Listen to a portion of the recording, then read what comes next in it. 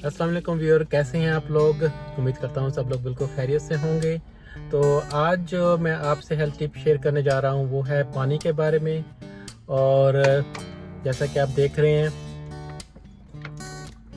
पानी जो है वो बेस्ट मशरूब है। और ये सिर्फ जो है आपकी थर्स्ट के लिए नहीं इसे पीना चाहिए, बल्कि इससे जो है बहुत सारी डिजीज़ बीमारियों के लिए भी इस्तेमाल हो सकता है। जैसा कि अगर माइग्रेन हो रहा हो तो उसके लिए भी पानी बहुत लोगों को फ़ायदा देता है। और अगर मोस्ट ऑफ द टाइम आप हंग्री होते हैं तो एक्चुअली आप हंग्री नहीं होते, आप थर्स्टी होते हैं। आप पानी पी कर देखें, आपको भूख ख़त्म हो जाएगी।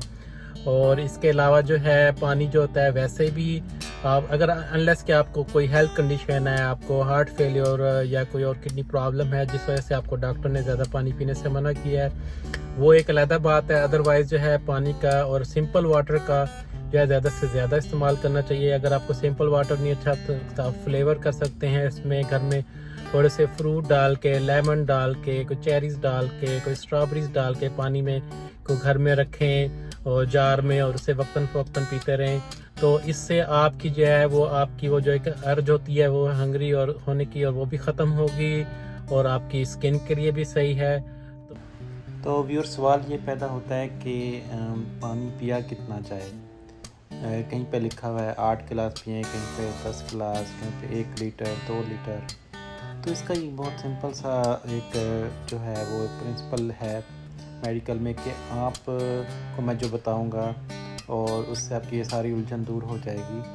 और वो बहुत सिंपल है, और ये कि आप पानी इतना पिएं कि आपका जो यूरिन है वो क्लियर कलर का हो, यानी कि आपने अपने यूरिन को येलो कलर का नहीं होने देना, चाहे सर्दियाँ हों या गर्मियाँ हों।